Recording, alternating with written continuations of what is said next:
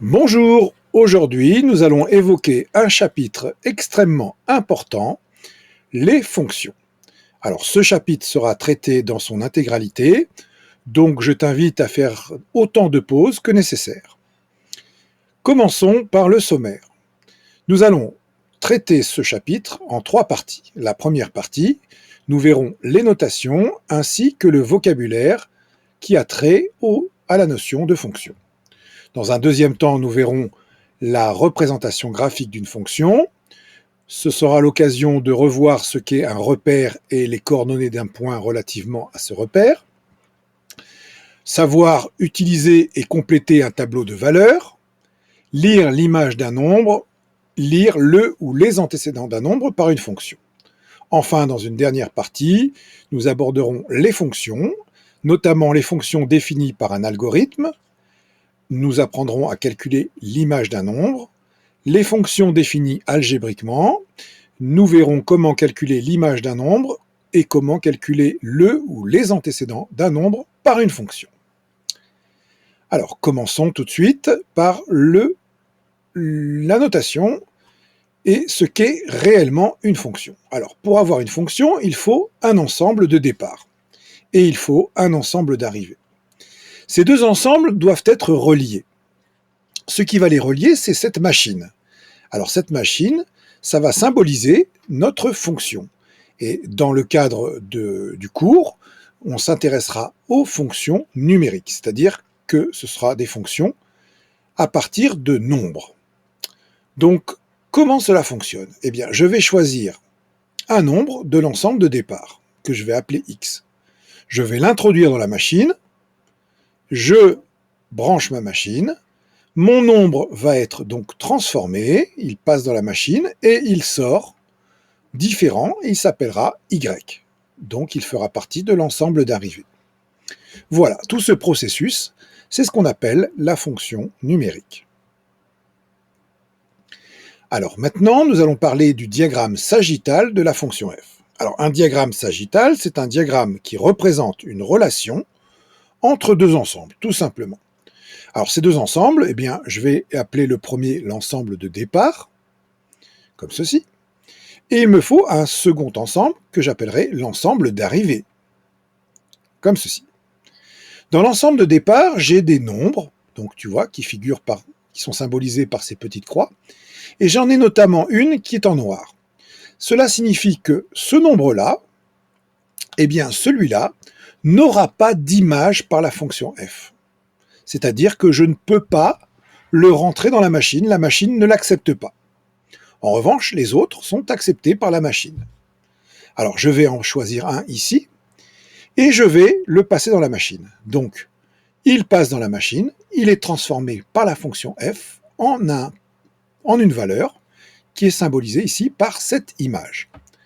Je en prends un deuxième, je lui applique également la fonction f, j'en prends un troisième, je lui applique également la fonction f, et j'observe que eh bien, ces deux nombres, au départ, eh bien, ils vont avoir la même image à l'arrivée.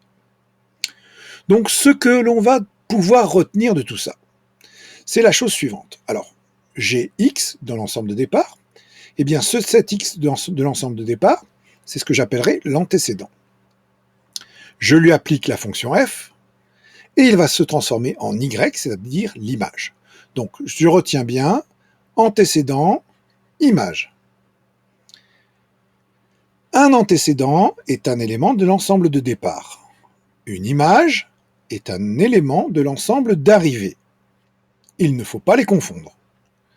Un nombre aura au plus une image par une fonction.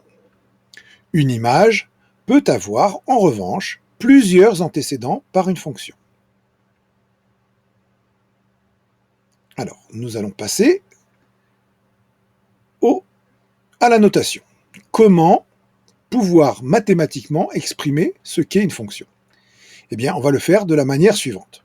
J'ai toujours mon antécédent x, ma fonction f, qui transforme x en y, son image. Eh bien, je vais l'écrire de la façon suivante. F, deux petits points, à x, j'associe y égale f de x. Alors, x, c'est ce qu'on appelle l'antécédent, y égale f de x, c'est son image. Exemple, on considère la fonction qui associe à la longueur d'un côté C du carré son périmètre P. Eh bien, cette fonction, puisqu'il s'agit bien d'une fonction, puisqu'elle dépend de la longueur du côté du carré, la longueur petit c, eh bien cette fonction P, à petit c, j'associe P de C égale 4 fois la longueur d'un côté, autrement dit 4C. Eh bien c'est bien, il s'agit bien d'une fonction. Alors, au niveau du vocabulaire. Alors, je recommence. J'ai toujours x, mon antécédent, ma fonction f, y, son image. Je prends un exemple. Par exemple, le nombre 2, j'imagine que par la fonction f, eh bien, il va être transformé en nombre 3. Eh bien, je vais pouvoir le dire de 5 façons différentes. La première façon, 2 a pour image 3 par la fonction f. Une autre formulation, 3 est l'image de 2 par la fonction f. J'aurais pu également dire 3 a pour antécédent 2 par la fonction f. J'aurais pu également dire 2 est un antécédent de 3 par la fonction f. Et enfin, il y a une égalité mathématique qui me permet de dire exactement la même chose, c'est f de 2 égale 3. Donc attention, petite observation. Si je dis 2 a pour image 3, ça veut dire que l'image, c'est 3. Et donc 2, c'est l'antécédent. Si je dis 3 est l'image de 2, ça veut dire que 3, c'est l'image, 2, c'est l'antécédent. Il faut bien avoir ce diagramme en tête. Alors je vais te donner une façon de t'en souvenir. Alors f de x égale y. X, c'est l'antécédent. Y et f de x, c'est ce qu'on appelle l'image de x par la fonction f. En termes de diagramme sagittal, je pourrais représenter ici en vert et ici en rouge, en vert les antécédents, en rouge les images. Donc ici l'antécédent c'est qui? Eh bien c'est x. Et l'image, eh bien c'est y. Ces deux, cet antécédent et cette image sont reliés par une relation, c'est la fonction f.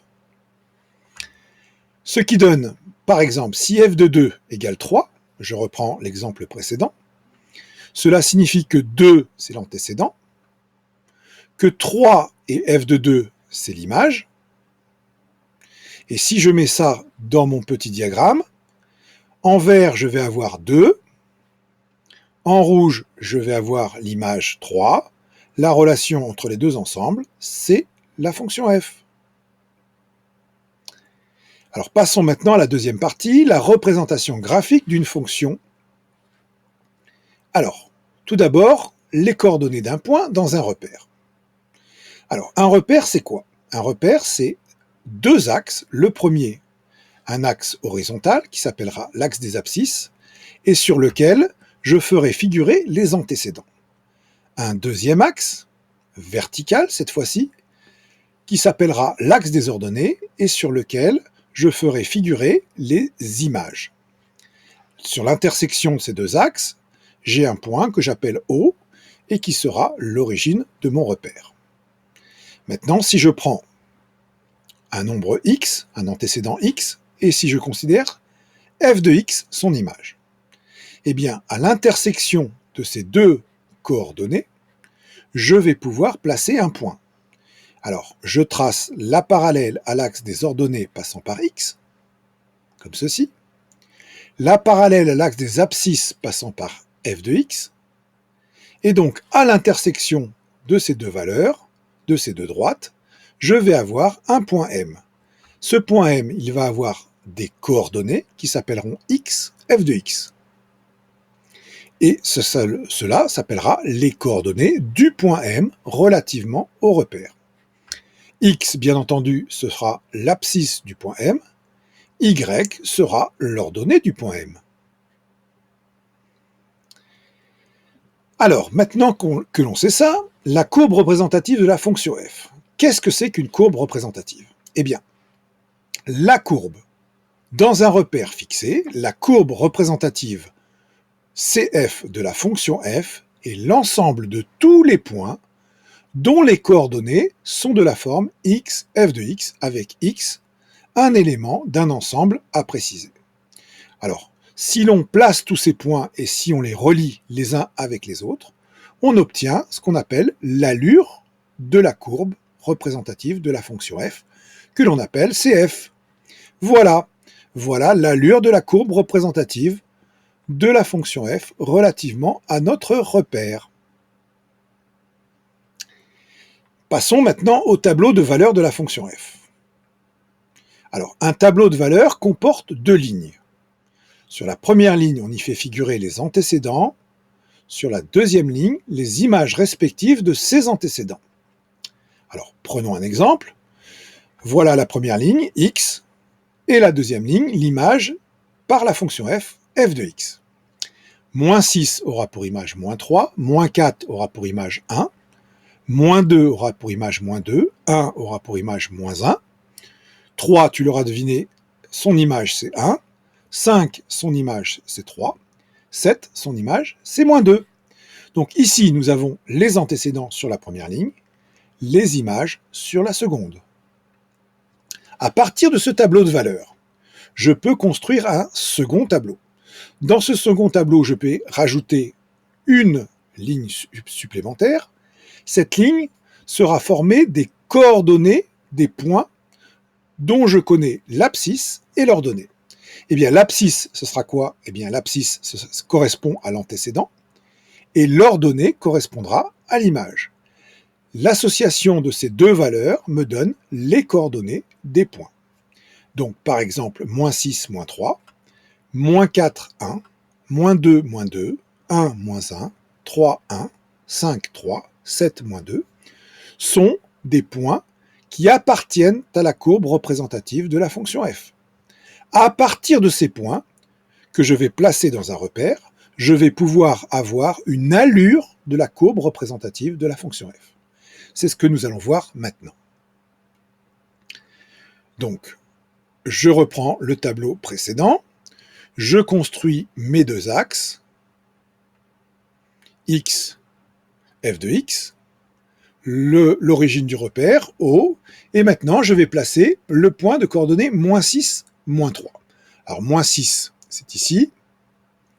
Je trace la parallèle à l'axe des ordonnées.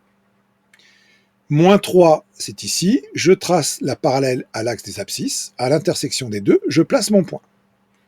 Et je vais faire la même chose pour le deuxième point, moins 4, 1. Donc, moins 4, c'est ici. 1, c'est ici. À l'intersection des deux, je place mon point. Et maintenant, je vais relier ces deux points, comme ceci.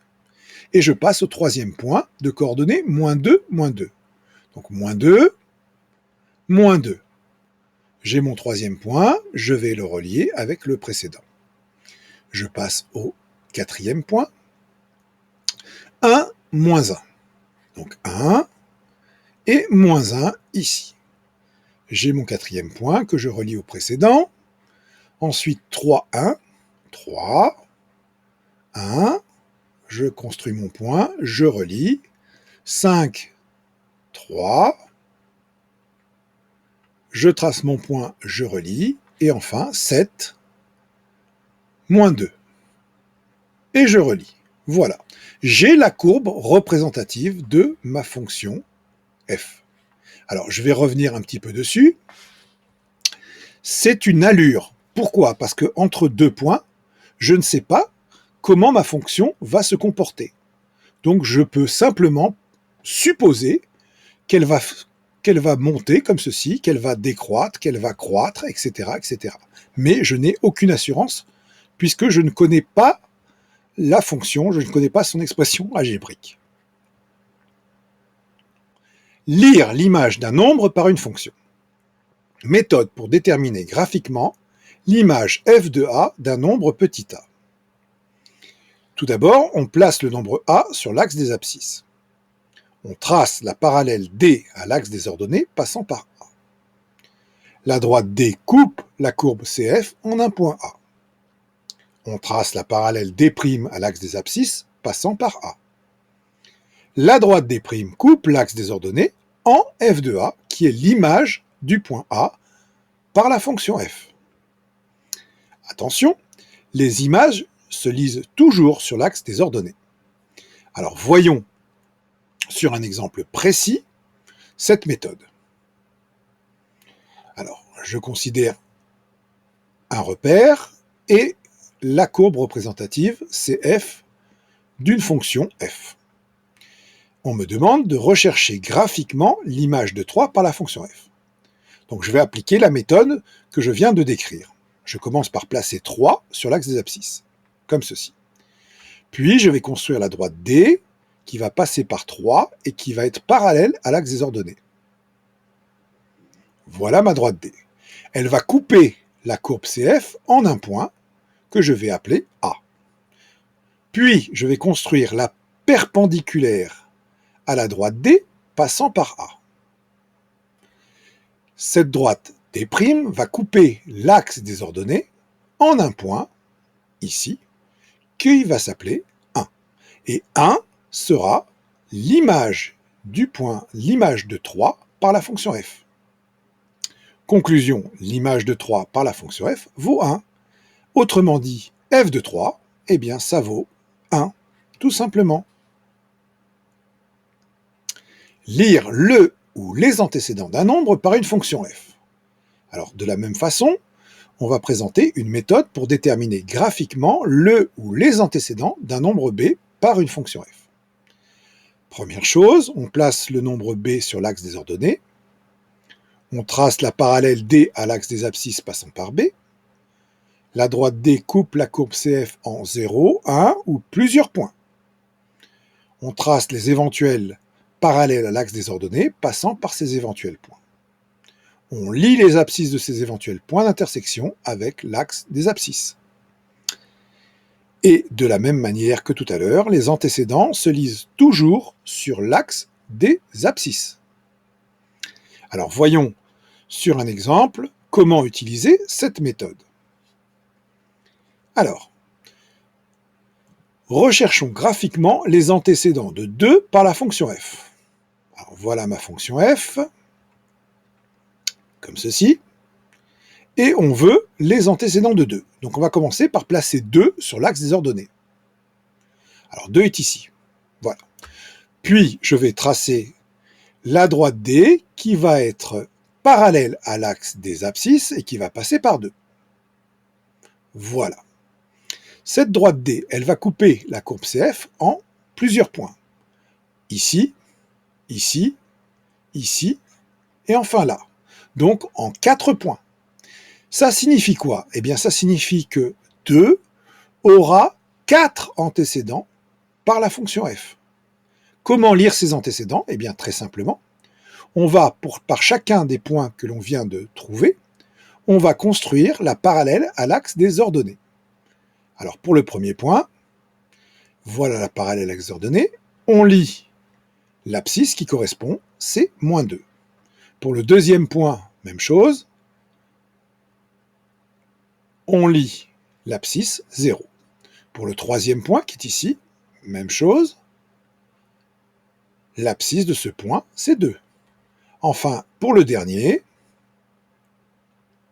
on lit l'abscisse et on trouve 8. Conclusion, 2 admet 4 antécédents par la fonction f. Ces 4 antécédents sont -2, 0, 2 et 8. Cela s'écrit également de la façon suivante, f de -2 égale f de 0 égale f de 2 égale f de 8, et les images de ces valeurs-là, de ces antécédents-là, c'est 2. Alors, maintenant que l'on a vu toutes ces généralités sur les fonctions, on va parler plus précisément de fonctions. Et notamment, une fonction définie à partir d'un algorithme. Alors, un algorithme, qu'est-ce que c'est? Eh bien, un algorithme, c'est un programme de calcul qui va te permettre de trouver des valeurs. Alors, le programme de calcul, prenons un exemple. Choisir un nombre, le multiplier par 3, soustraire 5. Voilà, c'est un programme basique, tout simple, que je vais essayer de respecter. Alors, j'ai mes antécédents d'un côté, j'ai mes images de l'autre.